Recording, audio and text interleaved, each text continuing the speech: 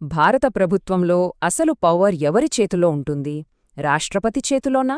లేక ప్రధానమంత్రి చేతుల్లోనా? చాలామందికి వచ్చే డౌటిది. ఈ ప్రశ్నకు సమాధానం మన రాజ్యాంగంలో ఒకే ఒక్క ఆర్టికల్లో దాగియుంది. అదే ఆర్టికల్ 75. మంత్రుల మండలిపై ప్రధానికి తిరుగులేని అధికారాన్నిచ్చే ఈ ఫైర్ వాల్ గురించి ఇప్పుడు తెలుసుకుందాం. సరే, ఈ ఒక్క మాటతోనే మన విశ్లేషణ మొదలుపెడదాం. ఆర్టికల్ 75 చెప్పే అసలు సిసలైన నిజం ఇదేనండి. రియల్ పవర్ అంతా ప్రధానమంత్రి చేతిలోనే ఉంటుంది. రాష్ట్రపతి నామమాత్రపు అధినేత అయితే ప్రభుత్వమనే ఆటను నడిపేది మాత్రం ప్రధానమంత్రే.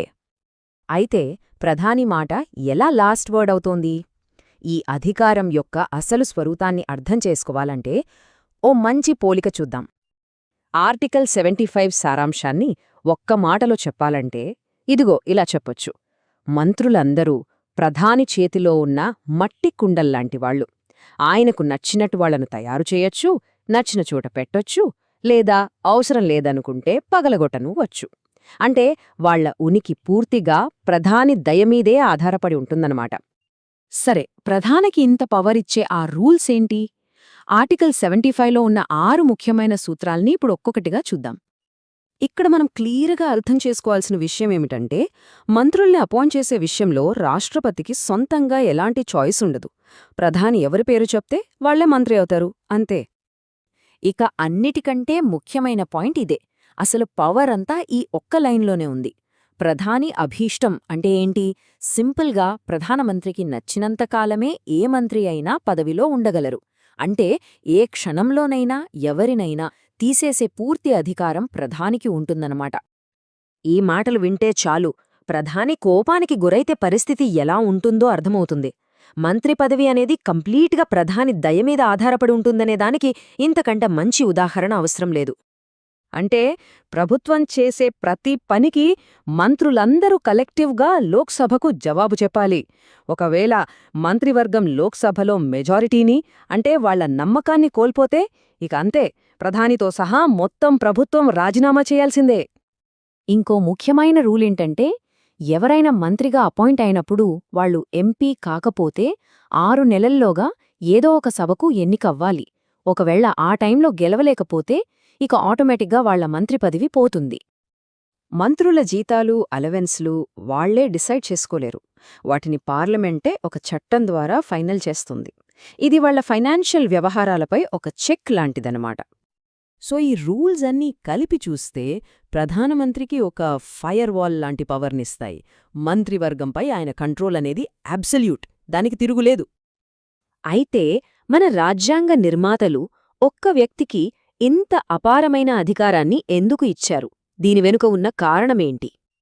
దీనికి చాలా కారణాలున్నాయండి. దేశానికి ఒక స్ట్రాంగ్, డిసిసివ్ లీడర్షిప్ అవసరం, ముఖ్యంగా సంకీర్ణ రాజకీయాలు ఉన్నప్పుడు. ప్రభుత్వాన్ని స్థిరంగా నడపాలి. అలాగే ప్రజలు ఎన్నుకున్న లోక్సభకు ప్రభుత్వం ఎప్పుడూ జవాబుదారీగా ఉండాలి.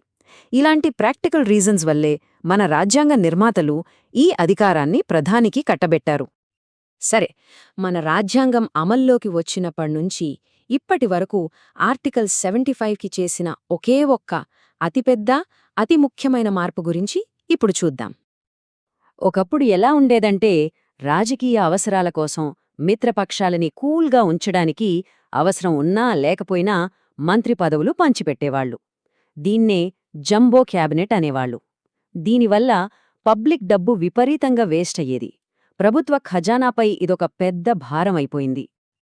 ఈ జంబో క్యాబినెట్ల సమస్యకు, ఈ డబ్బు వృధాకు చెక్ పెట్టడానికే 2003లో 91వ రాజ్యాంగ సవరణను తీసుకొచ్చారు. ఇది మంత్రుల సంఖ్యపై ఒక క్లియర్ లిమిట్ పెట్టింది. ఈ అమెండ్మెంట్ ఆ జంబో క్యాబినెట్ అనే కల్చర్కి ఫుల్ స్టాప్ పెట్టింది. రూల్ చాలా సింపుల్: మొత్తం మంత్రుల సంఖ్య లోక్సభ మొత్తం స్ట్రెంత్లో 15% మించకూడదు. దీనివల్ల ప్రభుత్వం కాస్త ఫైనాన్షియల్గా డిసిప్లిన్డ్గా ఉండేలా చూశారన్నమాట. ఆర్టికల్ 75 మంత్రులకి పవర్ ఇస్తుంది, నిజమే. కానీ ఆ పవర్ని మిస్యూజ్ చేస్తే ఏం జరుగుతుంది? వాళ్లను జవాబుదారీగా ఉంచడానికి వేరే చట్టాలు కూడా ఉన్నాయి.